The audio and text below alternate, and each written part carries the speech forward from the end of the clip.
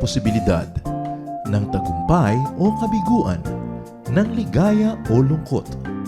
Kaya marapat lamang na tanggapin si Jesus bilang tagapagligtas at Panginoon. At matapos yun ay panariwain ang katapatan at paglapit sa Kanya bawat araw o day by day. Ang day by day ay naglalayong umalalay sa pang-araw-araw na pamumuhay. Narito po si Kuya Ed Lapis sa mensaheng pinamagatang Surviving Loss and Poverty.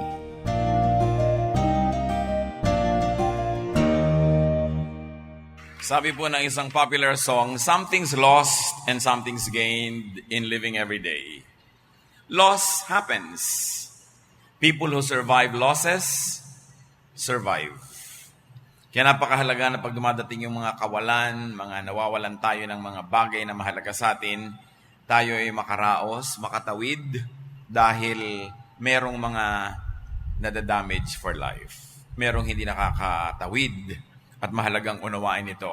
Ang pag-aaral natin, Surviving Loss and Poverty. Salamat Panginoon dahil kahit anong mangyari, nandyan po kayo sa aming buhay. Salamat po dahil merong kayong mga salitang iniwan para sa amin na maaari naming balik-balikan para maging guide sa buhay namin. Maging lakas na katapat ng aming mga kahinaan, liwanag na katapat ng aming kadiliman, O Diyos. Salamat dahil meron kayong salita na maaari naming panghawakan, sandalan, tindigan, asahan. At ang aming dalangin ngayon, Panginoon, maunawa namin ang lakas, ang kapangyarihan ng katotohanan na nasa iyong salita. Forgive us our sins, cleanse us from all iniquities, O God. Enable us to see you face to face. Give us ears that hear, eyes that see, feet that obey in your footsteps. At nawa, Panginoon, sa aming pagbubulay-bulay, sa mga napakawalang hanggang kahulugan ng iyong salita, patahimikin niyo po ang aming puso, palakasin niyo po aming loob, palakasin niyo aming katawan, payapain niyo ang aming espiritu, at mabigyan namin kayo ng pansin na walang kaagaw. Be the focus of our attention, O God. Speak powerfully, mightily, gloriously, to the point that we may be healed, empowered, strengthened, cleansed by your word. We ask you, Father, to be our speaker. Use your servant only as your instrument. Bless us as we listen to you, and bless our loved ones who are not with us right now. Ano man ang kabigatan ng loob ng sino man sa aming kapaligiran ngayon, Panginoon, kayo ang magpagaan. Ano man ang mga agam-agam alalahanin, sa iyo namin dinadala. Aliwin niyo kami ng iyong presensya, Panginoon, to the point that we may be transported spiritually, that we may transcend the many struggles of daily life. Lead us, edify us, complete us with your presence. In the name of Jesus, your Son, our Lord and Savior, we pray confidently with thanksgiving. Wala pong pag-aaral na seryoso tungkol sa mga kawalan at nawawala sa buhay nang hindi babalikan si Job. Ilang libong beses man nating balik-balikan ang kanyang kasaysayan, hindi mauubusan ng leksyon at inspirasyon. Because Job was the man who lost everything, nearly. Nawala ang halos lahat sa kanyang buhay, kaya sino mang nawawalan ngayon ay maaaring balik-balikan ang inspirasyon ng kanyang kasaysayan. Job 1, 1-2. A man named Job lived in the land of Uz. He was a truly good person who respected God and refused to do evil. Job had 7 sons and 3 daughters. He was the richest person in the East. Kung sabihin, ay si Job na naman, alam ko na yung kwento, maghunos dili kayo, hindi natin alam. Hindi pwedeng ubusin ng kaalaman, lalong-lalo sa napakahalagang kwentong ito. So Job naman was the man who had everything. He was good. Yung palang kayamanan na. He respected God. He had 10 children na noon hanggang ngayon ay talaga namang kayamanan ng buhay. And he was the richest man in the East in his time. Ano pang hahanapin mo sa iyong buhay? He had God's highest esteem and fondness. At hindi yun PS, yun ang pinakamahalaga. Job 1:8, Then the Lord asked Satan, "What do you think of my servant Job? No one on earth is like him. He is a truly good person who respects me and refuses to do evil." Yung pag-usapan ka ng Diyos at ni Satanas, ikaw yung topic. Dapat talaga yung buhay mo. Mahalagang leksyon at inspirasyon sa marami. Alam natin yung kasaysayan. Sinabi ni Satan, kaya lang naman godly yan, binibless mo Subukan mo tanggalin lahat ng blessing pag di ka sinumpa. Then Job went under a severe trial from heaven. Many people don't understand why God allowed it. God allowed it, so it must be right. Let's just take it as that. At dahil nga pinayagan niya ang Diyos mangyari kay Job, meron pa tayong pinag-uusapan ngayon at pinaghahanguan hanggang ngayon ng inspirasyon. So grabing dumating na pagsubok kay Job. Chapter 1, 13 to 14. Job's sons and daughters were having a feast in the home of his oldest son. When someone rushed up to Job and said, "A gang of Sabaeans attacked and stole the oxen and donkeys. Your other servants were killed, and I was the only one who escaped to tell you." So ang lahat ng kanyang mga alagang donkeys at mga oxen, mga baka at mga kamag-anak nito, ay nalipol, ninakaw ng mga masasamang loob, pinatay pa ang mga nagbabantay na tagapag-alaga at isa lang ang nakatakas para magbalita kay Job. Job lost all his oxen and donkeys and servants in one day. And you think you've had enough? Verse 16. The servant was still speaking when a second one came running up, saying, "God sent down a fire that killed your sheep and your servants. I am the only one who escaped to tell you." Yung isang disaster galing sa isang direksyon, gawa ng tao, yung sumunod galing sa kaitaasan, at sabi ng servant, God sent it from heaven. Kung ano naman ang daming uulan, apoy pang umulan, at natupok ang pagkarami-raming mga tupa. Naubos lahat, pati ang mga tagapag-alagang katulong, isa lang ang nakaligtas para lang makapagdala ng masaklap na balita. In the same day, Job lost all his sheep and servants. And you think you've had enough? Verse 17. Before the servant finished speaking, a third one raised up and said, 3 gangs of Chaldeans attacked and stole your camels. All of your other servants were killed, and I am the only one who escaped to tell you. From another direction comes another news. Ninakaw naman ng isa pang pangkat ng mga masasamang loob ang mga kamelyo. Ubus lahat, pinatay pa ang mga nagbabantay na katulong. How do you process such grave loss? What did Job lose? Let's take a look at what Job lost. Job lost all his wealth, including the servants who were primary wealth, considering their value. Akala nyo yung palang, naubos lahat?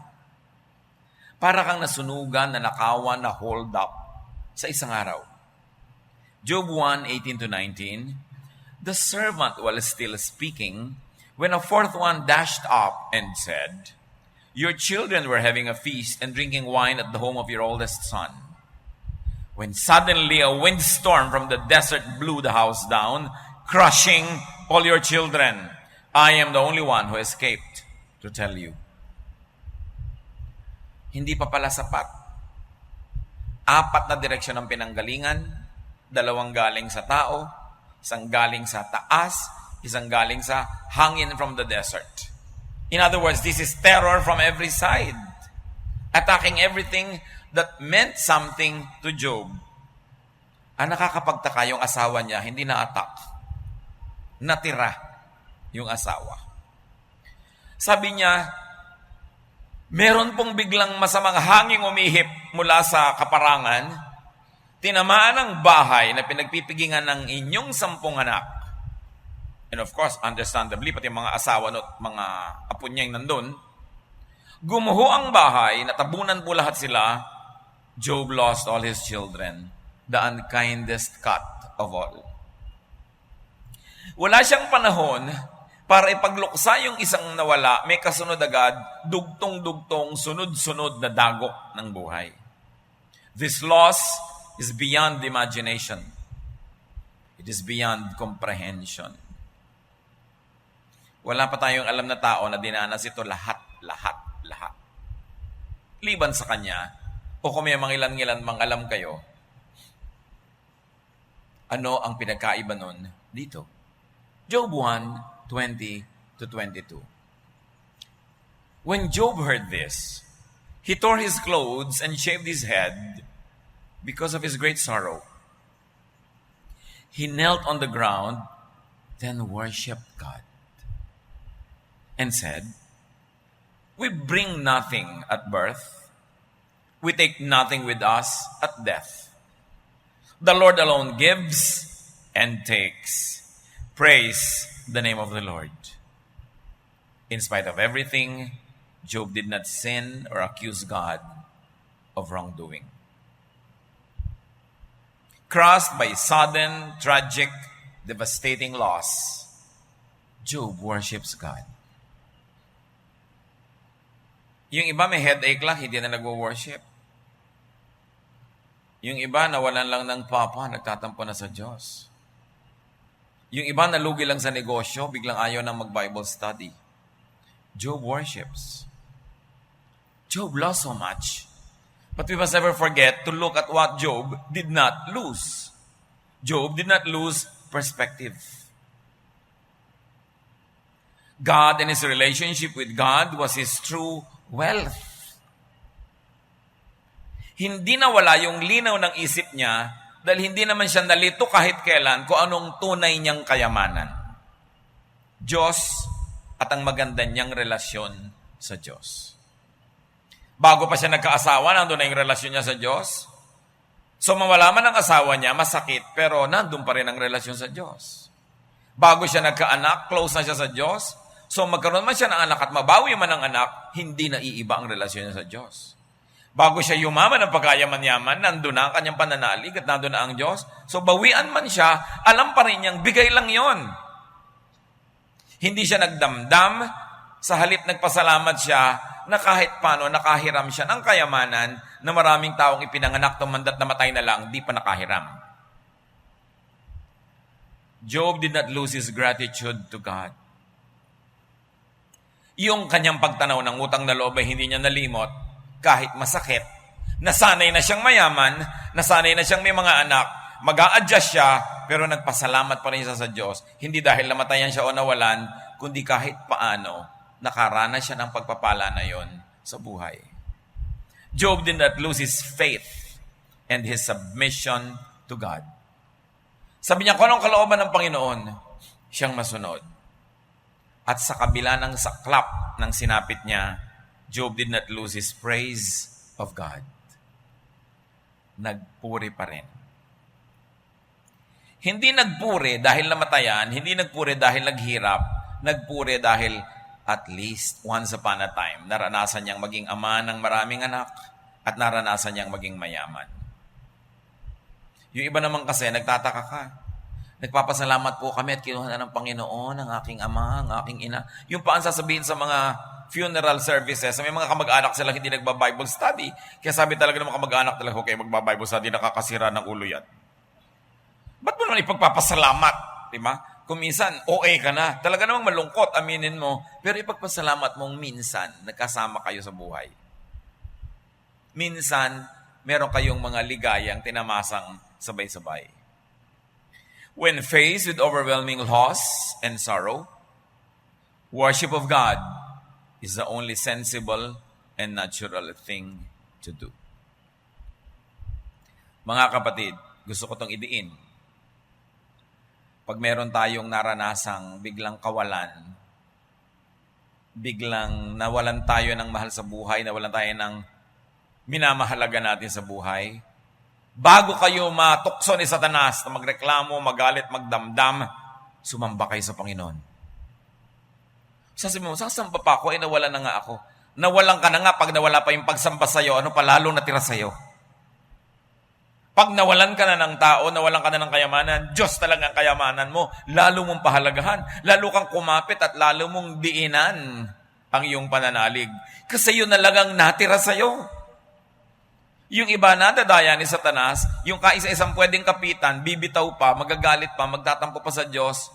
Tapos naman magpapakalungkot-lungkot, maglalasing, magdadrugs, lalala. Napakahalaga ipanalangin natin na maging automatic sa atin na pag nawalan, magpasalamat. Kuminsan kasi sobra tayo nasasanay sa mga hiram, pag nabawian tayo, galit tayo. So laging aalahanin, salamat po nakakahiram ako ng relasyon. Salamat nakakahiram ako ng bahay. Salamat nakakahiram ako ng negosyo. At bagamat ayaw mong mabawian, kung sa kalooban ng Diyos ay pinayagan niya, sumamba. It's your only wealth left. Do not allow Satan to take that from you. Kita nyo, natanggal ni Satan sa kanya yung kanyang health, yung kanyang wealth, yung kanyang mga mahal sa buhay, pero hindi natanggal yung pananalig because it's strictly between you and God. Ikaw ang magpapasya kung tatanggalin mo yon. Satan cannot get it from you. It is your decision. It is your call.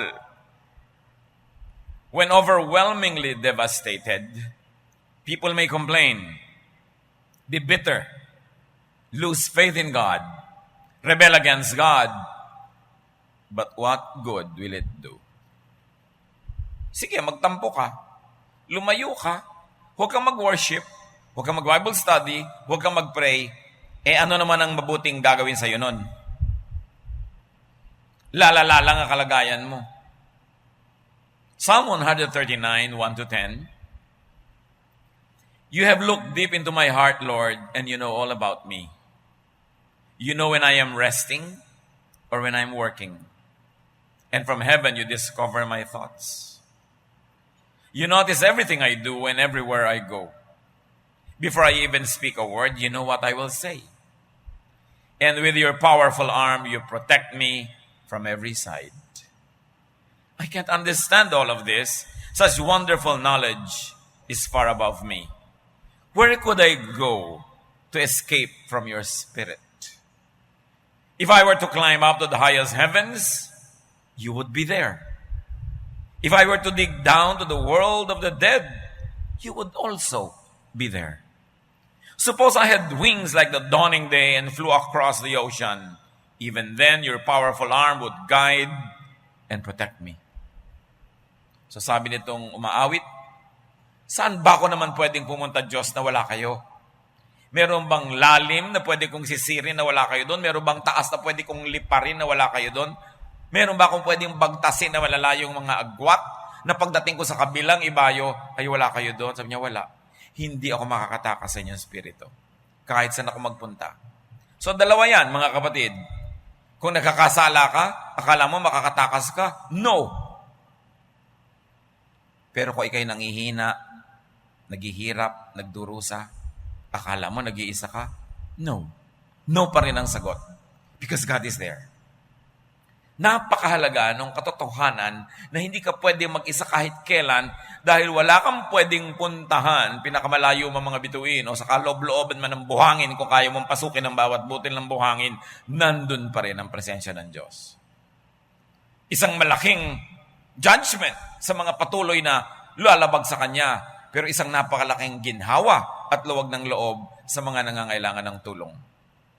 Sabi niya, wala akong pwedeng marating, maramdaman, maranasan, mapuntahan na hindi abot ng grasya ng Diyos. Kahit anong lungkot. Extreme sorrow and suffering should drive us tightly close to God. Ipakadiin-diin natin ito, mga kapatid. Mas mahirap ang sitwasyon, mas kumapit kayo sa Diyos. Mas magulo, mas hindi nyo maintindihan, mas magtiwala. Huwag padaya. Kasi sa oras ng kagipitan, kalungkutan, pangungulila, nandiyan si Satanas. The devil roars around and prowls around like a roaring lion, looking for someone to devour. Naghahanap ng weakness, weak point, and weak time. Dapat nakabantay tayo. Job 2, 7-10. Akala ba natin tapos sa pagdurusa ni Job? Sabi kasi ni Satan, nung challenge siya ni Lord na, kita mo na, nawala na lahat, nagdarasal pa rin. Talaga namang makasarili ang Job na yan eh. Namatay na mga anak, baliwala sa kanya. Namatay na mga katulong, baliwala sa kanya. Kasi siya mismo, malusog pa. Subukan natin na pahirapan yung katawan niya pag hindi kanya itinatwa. Kita niyo kung paano pwedeng baluktotin ang isang balita? Sa halip na purihin si Job sa kanyang pananalig, pinasama ni Satan. Sabi, kita mo, namatay na ng mga anak, nagpe-praise pa. Selfish talaga. Kasi siya buhay pa eh. Kahit sa sarili nating buhay, mga kapatid, may mga ganyang tao na ang galing magpapangit ng kwento. Pag nakinig ka sa kanya, magagalit ka sa biyanan mo, sa kapatid mo, kahit kanino, pagka siyang nagkwento. Bantayan niyo yung mga ganong tao. Negative ang dating. But here, we know that Satan was not happy. So sabi ni Lord, ganon. Dahil hindi siya nahirapan. Sige, pahirapan mo. Huwag mo lang patayin. Pero mo, dagdagan pa yung trial. Satan caused painful sores to break out all over Job's body, from head to toe. Then Job sat down on ash heap to show his sorrow. And while he was scraping his sores with a broken piece of pottery, his wife asked, "Why do you still trust God? Why don't you curse him and die?" Job replied, "Don't talk like a fool. If we accept blessings from God, we must accept trouble as well." In all that happened, Job never once said anything against God. Now we know kung ba't hindi kinuha ni Satanas ang asawa. Kakampin niya. Pampadagdag pala sa paghihirap. Pinamewangan niya. Nagpe-praise God ka pa? Ba't di ka na lang murahin mong Diyos? Isumpa mo. Tapos mamatay ka na. Samba ka pa ng samba? Ganito na nangyari sa buhay natin. Sabi niya, huwag ka magsalita na parang hangal Ang dami nating tinanggap na blessing kay Lord. Ang dali mong nalimot. Kung tumatanggap tayo, pasalamat. Kung binawi, pasalamat pa rin. At di siya nagkasala ni katiting. Kahit may solsol. So on top of all of this, sobrang naging personal na yung suffering. Nasa katawanan niya. Job lost his physical health and strength. But his spiritual strength was what mattered. Kung minsan sobrang natin pinapalakas yung katawan natin, binibigyan mo ng supplement, vitamin, exercise, kung ano-ano. Pinapaganda mo yung mukha mo, yung katawan mo, yung damit mo. Huwag mong kakalimutan yung kaluluwa. Kasi pag binawian ka ng lakas ng katawan, ganda ng katawan, ang matitira talagang mahalaga, ganda ng espiritu at tibay ng pananalig. Kaya tuwing halimbawa, nagsusuklay ka, yung iba nagbibilang pa 100 brushes a day, dapat may katumbas man lang yan na verses. Kung linggo-linggo nasa spa ka, dapat linggo-linggo may prayer ka, meron kang Bible study. Huwag mong ibusin sa katawan lang ang lahat. Kailangan laging may katumbas, higit pa nga yung pagpapayaman, pagpapatibay ng espiritu. Dahil pag dumating ang mga pagsubok, hindi yung kilay mo, hindi yung buhok mo, hindi yung sakong mo merong tincture of iodine, no? Ang magtatawid sa'yo, yung pananalig mo. Kaya dapat laging pinapalakas. At hindi yan pinapalakas pag nandiyan na yung pagsubok o trial before. Hindi natin pinapayagang mawala yung feeding of the Spirit. Job lost his stature in society. Lahat ng mga kaibigan niya naglayuan, pati mga katulong niya ayaw siyang pakinggan pag tumatawag siya. Ayaw siyang lapitan, pati asawa niya biglang nababahuan na sa hiningan niya. Sabi yan sa Bible. No? He lost his stature. But you know why he was still composed? Because his status with God was what mattered to him. Mahalaga sa kanya yung pagpapahalaga ng lipunan, pero higit na mahalaga sa kanya yung pagtingin sa kanya ng Diyos. At alam niya, hindi yun na iba, kaya matibay pa rin siya sa kabila ng lahat. Job lost his wife's respect and sympathy and faith in him.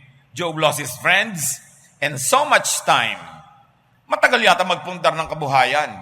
Matagal magpayaman. Matagal magkaroon ng 10 anak at magpalaki. Lahat yun nawala. But what Job did not lose? His wisdom. His dignity. And very importantly, Job did not lose God's faith in him. Sa palagay nyo, tao lang ang may faith in God? No. God also has faith in people. Kaya sabi nga ng Panginoon kay Satan, nakita mo si Job? Aba, walang tulad niyan ha. Mahusay na tao. Mahusay lang naman, bine-bless mo. Tanggalin mo yung blessing pagka hindi kanyan tinatanggi. Ganon na lang ang faith ng Diyos kay Job na sabi niya, sige, huwag mo lang gagalawin ng katawan. Kasi alam niya hindi bumigay si Job. Walang ibinibigay ang langit at pinapayagan ng langit na pagsubok na hindi sukat ng Diyos at alam niyang bagay lang sa lakas na nasa sayo na dahil galing sa Kanya. Kaya hindi mo sasabihin sobrang lakas ng temptation na kaya ako. Sabi sa Bible, walang ibinibigay na tukso na hindi kayang takbuhan, takasan, talunin ng tao dahil sukat ng Diyos pag pinayagan. So, yun ang kanyang kayamanan. Pagkatapos, nabigo si Satanas, sabi, kasi yung katawan hindi mo pinasakatan subukan mong galawin ng katawan, itatatwa ka niyan. Sabi, sige, gawin mo, huwag mo lang papatayin. Anong ibig sabihin ng mga kapatid? Huwag mo lang papatayin? Kasi si Job na balot ng mga bukol, ng mga pigsa, mula ulo hanggang paa, nagnanana ang mga sugat niya, natatakpan siya ng mga langib, nilalangaw siya, naupo siya sa abo, dahil yun ay sign of mourning, and also because it was antiseptic. Nagbubudbud siya ng mga ubo sa kanyang katawan para hindi tirhan ng mga langaw yung mga sugat niyang mga moist. Kung saan yung mga langaw ay magdedeposito ng mga itlog at magkakaroon ng mga uod yung katawan mo, ay buhay na buhay ka. So nagbudbud siya noon. You know, Job lost so much, but not everything. May natira sa kanyang abo at basag na palayok, pangkamot ng kati ng kanyang mga sugat. You know, kahit payagan ng Diyos na mawala ang kayamanan mo, may itinitirang abo man lang o basag na palayok. Na nung mayaman ka, hindi mo pinapansin-pansin yung basag na palayok. Ngayong hirap na hirap ka na, ang laki palang ginhawa. Thoughtful ang Panginoon. Hindi siya nauubusan ng mga little provisions. Kung minsan lang, it's too small for you dahil malaki ang pagtingin mo sa iyong sarili. Pero pag ginamit mo yon, it will also give you comfort. But what is important, next to not losing your faith in God, is for God's faith in you to remain. Because you do not lose God's goodwill and favor. At yun ang hindi nawala kay Job. Nawala yung goodwill ng mga tao, goodwill ng asawa niya, goodwill ng lahat, pero yung goodwill ng Diyos nandun pa rin. And because He is God, therefore Job still had everything. Sa tingin ng tao, sa panglabas, nawala lahat. Sa tingin ng Diyos, walang nawala. Lumipat lang. Kasi alam nyo, ibabalik ng Diyos lahat yan, dodoblehin pa. Sa tingin ng Diyos, dahil alam niya ang hangganan at ending, walang nawawala. Lumipat lang yan sandali. Sa tingin ni Job, wala namang nawala. Hindi dahil lumipat, kasi ipinanganak naman siyang wala So ngayong wala siya, wala namang nawala. Dahil wala naman talaga siyang property. Pahiram lang. It's an attitude. Tao binibigay sa'yo, pahiram din. Ano mang relasyon mo? Job remained standing. Of course, it's because he did not lose his faith in God. Habang may pananalig ka pa sa Diyos, andyan pa, buong buo pa ang lahat ng iyong pag-asa. Sapagkat kung gusto kang pagpalain ng Diyos, walang makakapigil. Ang mahalaga, yung relasyon mo sa Diyos. Philippians 3:7-9. But Christ has shown me that what I once thought was valuable is worthless. Nothing is as wonderful as knowing Christ Jesus my Lord. I have given up everything else and count it as garbage. All I want is Christ and to know that I belong to Him. Sabi ng sobrang naghihirap na disipulo, sabi niya, ang dami ko nang i-give up. Pero bali wala naman Kasi ang tunay lang na mahalaga, makilala ko si Jesus. At matiyak ko na ako ay sa Kanya. Yun lang ang yaman ko na. Hindi yan nakasulat dyan para sabihin, wow, ang ganda naman ng verse. Nakasulat yan dahil doable. Pwedeng mangyari rin sa atin na maging ganun ang pananaw natin sa buhay. Paul lost all he used to value for the sake of his search for Christ. With Christ in your life, you can learn to diminish the value of any loss. Pag nag-uumapaw ka sa presensya ni Kristo, mawala man yung iba, iindahin mo naman siyempre dahil tao ka. pero hindi ka mawawala ng pag-asa. Kumisa nga yung pagkakawala ng mga bagay, siya pa yung naglapit sa atin sa Diyos. Na nung nandyan, baka hindi ka malapit eh. Naging blessing pa nga na nawala. Now, how do you survive loss and poverty that goes with the loss? Face and accept loss with God's salvation and strength. Harapin, tanggapin, at kumuha ng lakas mula sa katotohanang ligtas ka sa Diyos at may kapangyarihang nasa sayo dahil nasa sayo ang Diyos. Hebrews 3:17-18. Fig trees may no longer bloom, or vineyards produce grapes. Olive trees may be fruitless, and harvest time a failure. Sheep pens may be empty, and cattle stalls vacant. But I will celebrate because the Lord God saves me. The Lord gives me strength. He makes my feet as sure as those of a deer, and He helps me stand on the mountains. Ang nakakapagtaka sa mga usang bundok, kahit halos vertical yung bangin, nakakapag-akyat manaog sila doon. Bakit parang kumakapit ang paa nila sa bato? At sabi nito sa Habakkuk 3:17-18, kahit anong mangyari, hindi man mamunga ang mga puno, mawalan man ang laman ng mga kulungan ng hayop, basta ako sa Diyos at ako'y magdiriwang dahil Siya ang aking katatagan. Philippians 4:13, Christ give me strength to face anything. And Christ faced everything and remained strong. So doon tayo kukuha ng kapangyarihan. Dahil kung pati ang kamatayan ay nalampasan at napagtagumpayan ng Diyos, ano pa kaya ang hindi pwedeng lampasan ng sa Kanya ay susunod, magpapasakop? I can do all things through Christ who gives me strength. Face and accept loss with a godly sense of contentment. Kaya lang naman hahapding masyado pagka pinairal mo yung panghihinayang, pero ang dapat sabihin mo, kaya ko namang mabuhay kahit wala yan. Philippians 4:10-13, the Lord has made me very grateful. I am not complaining about having too little. I have learned to be satisfied with whatever I have. I know what it is to be poor or to have plenty. And I have lived under all kinds of conditions. I know what it means to be full or to be hungry, or to have too much or too little.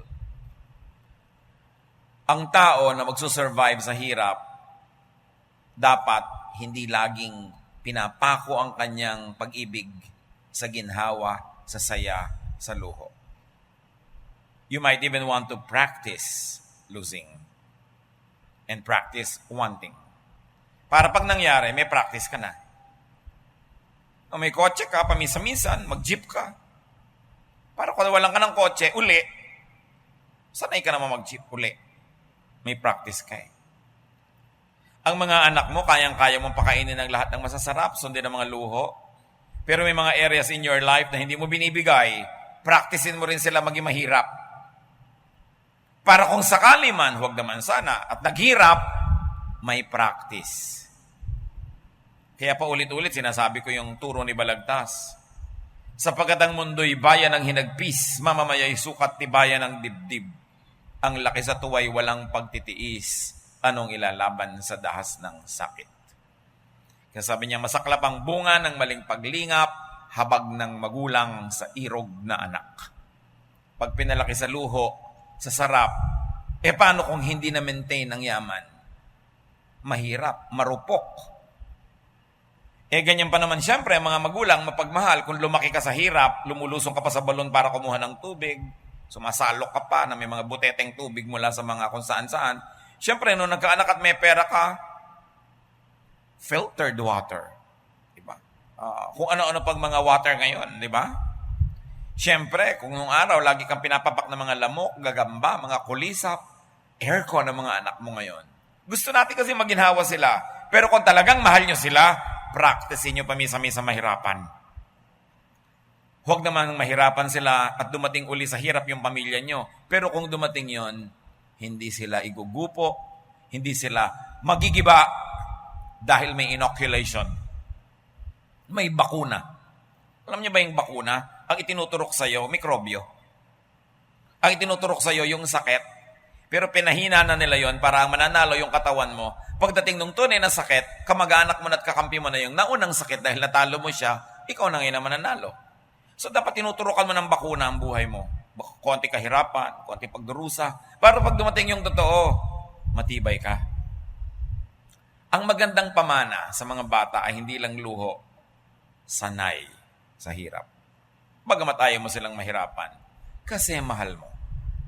Pag-ibig sa anak na may foresight. Now, face and accept loss with gratitude for and satisfaction from the basics. Na namang pinayagan ni Lord na dumating ang mga ganong pagsubok kay Job, may mga kondisyon, hindi niya ipinaubos lahat. Sa buhay din natin, kahit maraming mawala, meron at merong matitira. Huwag mong hanapin yung wala dahil malulungkot ka. Tingnan mo yung nandyan para ka sumaya. 1 Timothy 6:8, we should be satisfied just to have food and clothes.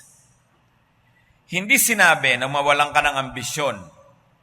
Mag-ambisyon ka, magpayaman ka kung gusto mo, pero dapat, in your heart of hearts, kung sakaling dumating ang panahon na walang natira, kundi pagkain mo lang at damit lang sa iyong katawan para hindi ka ginawin, pwede ka pa rin mag-survive. At pwede ka pa rin sumaya. Itinuturo sa sarili. Practice going back to basics. Appreciate simplicity. Kaya may mga youth camp para yung mga anak nating sanay na sanay sa ginhawa ay matuto namang mag-survive. Pero yung mga nanay, eto may daladalang kalan, may daladalang ref, may daladalang portable refrigerator, mga kulambo, mga kuno-ano. Mga nanay na dapat itali sa langgaman. Kasi walang naituturo sa anak kundi maging marupok, mahina. Di ba? Alam niyo mga nanay sa Sparta, nung araw sa Greece, sila ang nag-aabot o yung asawang babae sa lalaking pupunta sa digmaan. At malalaki yung mga shield nila, yung mga kalasag. Nanay ng soldier o asawa, iaabot yung shield sa lalaki at sasabihin, kung uuwi ka dito, dalawa lang ha, bit-bit mo yan dahil panalo ka o nakasakay ka dyan dahil patay ka. Huwag kang uuwi-uwi dito na tumakas ka sa gyera. Kita nyo? Pag gano'n ang kababaihan ng isang bayan, look what happened to Sparta. Diba? Pero pag ang mga ina iiyak-iyak sa anak, diba? Ang mga asawa, panghihinain yung loob ng mga asawa nila, ang gusto nung tumakas para bumalik sa yung masasarap na luto at maginhawang bahay. Babagsak ang lipunan at bayan. Kaya dapat ang mga ina, ang mga asawa babae, mga buo ang loob. Matitibay. Hindi laging hinihimatay. Tinitibayan ang loob. Pinagkukuhanan ng lakas ng kanyang mga kasambahay. Kasi, ang lagi mong titingnan yung nanay at asawa dahil tingin ng iba, yun ang pinakamarupok. So, ang totoo lang, nagrurupok-rupokan lang ang mga kababayan. Matitibay yan. Diba? Kunwari lang tutumba para hawakan mo. Diba? Kunwari nabibigatan para ipagbuhat mo. Pero pag wala ka, baka ikaw buhati ka pa niyan. Diba? Malalakas ang bisig. Yan ang sinasabi sa Proverbs 31. Her arms are strong.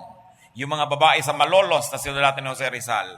Sabi niya, bilib ako sa inyo, titibay ng loob nyo. Walang kinabukasan ng isang bayan ng mga inay mangmang at ang pinapalaking kalong na bata ay magiging mga alipin lamang.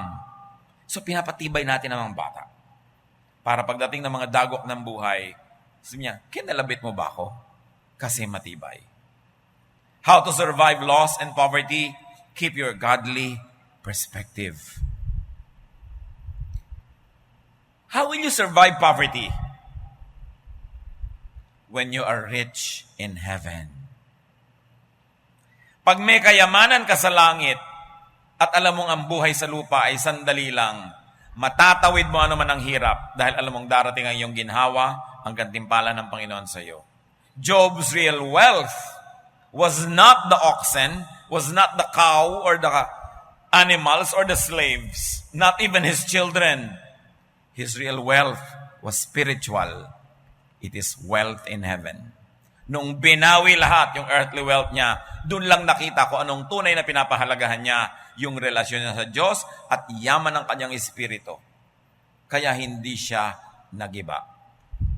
Nakalog, naligalig, nasaktan, nahirapan, nagluksa, pero hindi bumitaw sa Diyos. Kasi sa Kanya, Diyos ang kayamanan niya.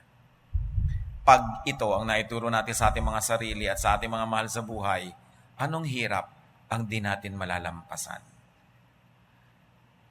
Keep your faith and submissiveness to God. Mas mahirap ang kalagayan, mas kailangan natin ng Diyos. How to survive loss and poverty? Praise God, no matter what. Kahit anong mangyari, praise God. Do not let gloom pull you down more deeply. Psalm 42:11. Why am I discouraged? Why am I restless? I trust you, and I will praise you again because you help me, and you are my God.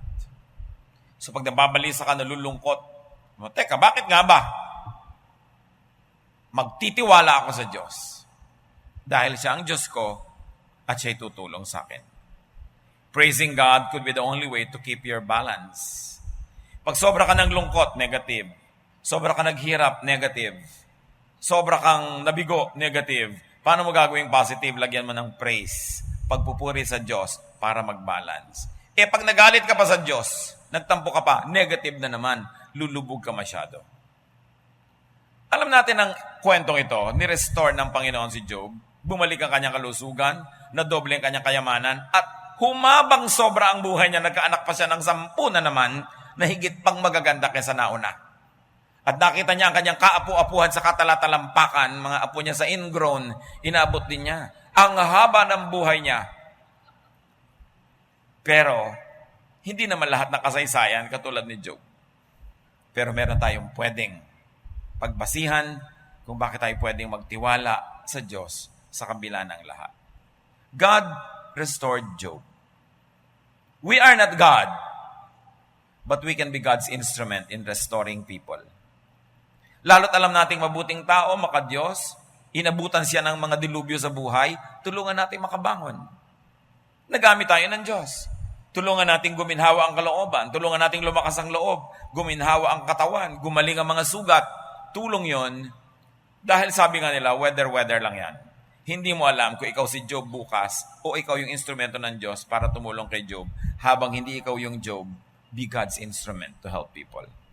Huwag kang manguusig ng mga taong nahihirapan. Sabi mo, makasalanan kasi kaya nagkakaganyan. Don't ever be tempted to say that because you're becoming a judge. Pag may naghihirap, hindi ka man agree sa kanya, ipanalangin mo, be an instrument of blessing. Ngayon sa mga buhay natin, siguro may mga Job, milder than this. Bihira naman kung mayroong pang sasagad pa kaysa kay Job. Ipanalangin natin sila. Give them practical help. At kung kayo itong dumaranas sa mga naranasan ni Job, yung Job na may Diyos, tulad nyo rin may Diyos. Yung Diyos niya, Diyos din natin ngayon. Panahon lang. Lampasan mo lang ang dilim ng gabi. Lampasan mo lang ang hapdi ng iyong sugat dahil maghihilom din. Trust God. Continue to praise God. At habang nauubusan ng kanang dahilan para magpuri sa Diyos, lalo kang umimbento ng pagpupuri para hindi ka matalo ng tukso. Ang gusto ni Satanas, hindi ka pahirapan lang. Ang gusto niya, gamitin yung paghihirap mo para ilayo ka sa Diyos. So kahit maghirap ka, hindi pa rin siya nagtatagumpay habang hindi mo siya binibigyan ng tagumpay na ikaw mismo ang lumalayo sa Diyos. At mailampas mo lang yon. Tatapos ang pagsubok. Mag-glorify ang Panginoon at kung loloobin niya, makadoblehin pa niya ng higit kaysa dati ang pagpapala niya sa iyo. Hindi man niya doblehin, hindi man ibalik yung mga nawala, wala ka naman talagang dala nung pinanganak ka, so anong problema mo? Magpasalamat ka pa rin. Kahit hindi ang ending mo ending ni Job, pareho lang kayo ng beginning, wala kayong dala, at pareho lang tayo pinagpapala ng Diyos. Ama namin, Kahit ilang beses naming balikan ang kwentong ito, hindi ito nabibigo na kami turuan, palakasin, paliwanagan, patibayin. Salamat po. Salamat merong isang Job na dahil nanindigan, dahil gumawa ng tama, at wala siguro siyang malay na hanggang ngayon, magiging inspirasyon siya ng marami. Salamat for the way you have held him up, for the way that you have lifted him, for the way that you have helped him. Dahil alam namin, Lord, gagawin niyo rin sa amin kung ito ang marapat at kung ito ang tinitingnan niyo na dapat mangyari. Sa aming mga kapatiran ngayong dumaraan sa pagsubok, turuan mo maging matibay, manalangin, huwag mawawala ng pag-asa, magpuri sa iyo. Hanapin yung mga natira mga blessing, tulad ng basag na palayok, tulad ng abo, bigyan namin ng katuturan at kahulugan at pakinabangan namin. Huwag naming maliitin ang natira kahit ang daming nawala, dahil ang totoo ay kaya naman naming mabuhay sa pinakakonti, kahit sa minimum, nasasanay lang kami sa sobra.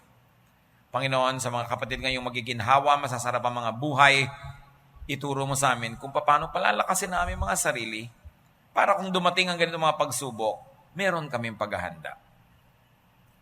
Of course, our prayer, Lord, is nawa ma-exempt kami sa mga ganito. Wala namang tao magva-volunteer na siya dumaan sa pagsubok.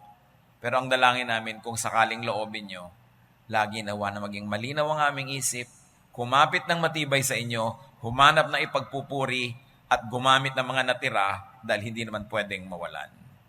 At sa aming may mga ginhawa sa buhay, turuan mo kami, Lord, tumulong sa mga nagkakaroon ng Job experience. Namamatayan ang mga mahal sa buhay, naghihirap sa buhay, nagkakaroon ng mga sakit.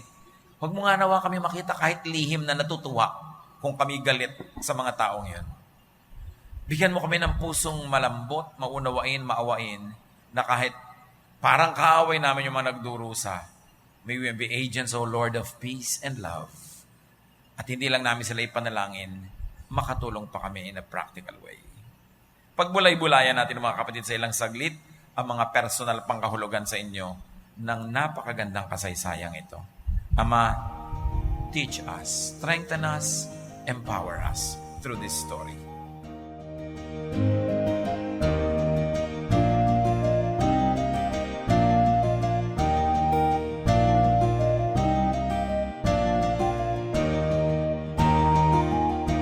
Ang katatapos pong mensahe ni Kuya Ed Lapiz ay pinamagatang Surviving Loss and Poverty.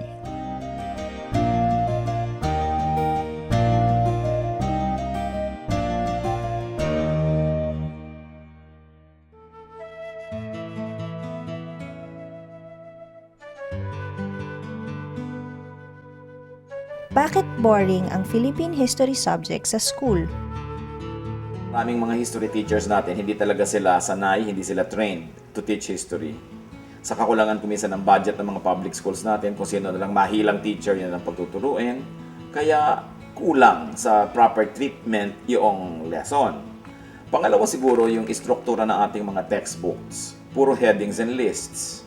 Puro mga listahan. At karamihan, ang inililista pa, puro fall. Fall of Manila, Fall of Bataan, puro fall. Kaya hindi masyadong nakaka-excite. Ang maganda, para ang history classes natin ay lalong maging kaakit-akit, ituro ito sa paraan ng Filipino na pagkukwento.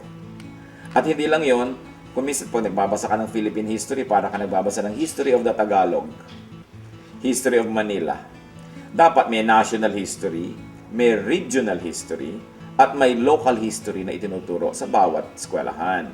Halimbawa, ikaw ay taga Cebu, meron kang pinag-aaralan na national history ng buong Pilipinas, meron kang history of the Visayas, may history of Cebu.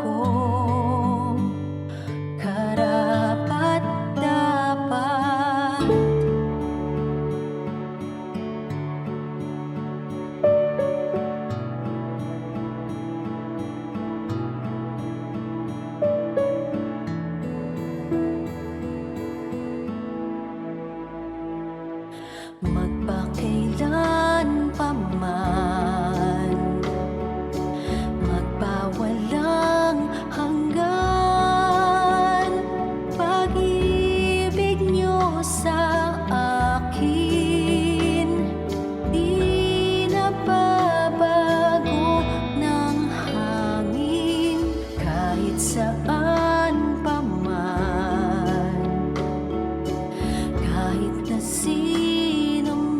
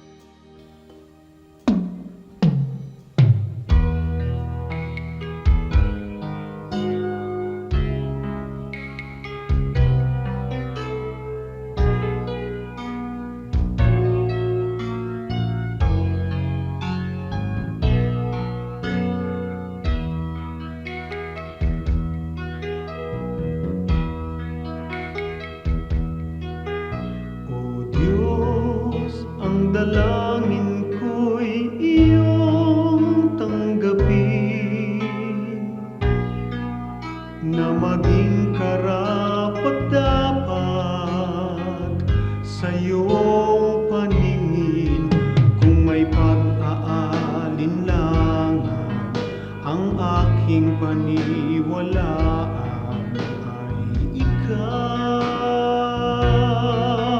O Diyos, ang kailangan ko'y iba yung lakas upang di ko natahakin ligaw na landas sa pagpaparot parito. Sa ulat bagyo'y hindi magbabago. Katapatan ko, ang alay ko, Panginoon. Katapatan ko, sa'yo'y panghabang panahon. Kahit minsan na tiwala ko'y di kukupas, katapatan ko, panatiliin mong wagas.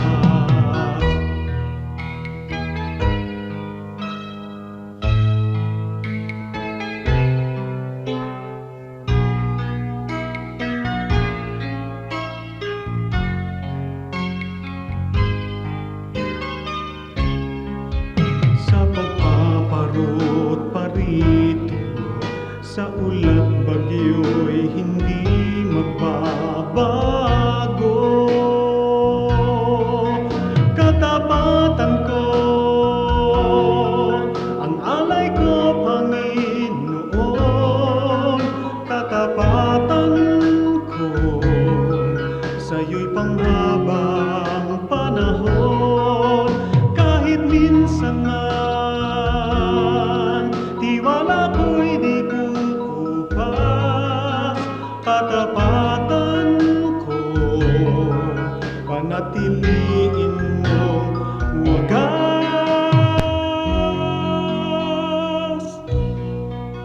Panatiliin mong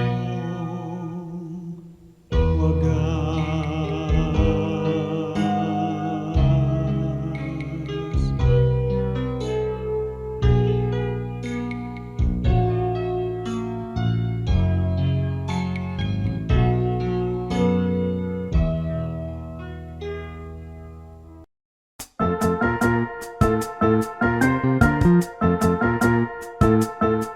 Oras na po para pansamantalang magpaalam ang programang Day by Day. Tayo po'y magsama-sama tuwing ika-6 hanggang ika-7 ng umaga, araw-araw. Magandang umaga po at mabuhay ang Panginoong Hesus!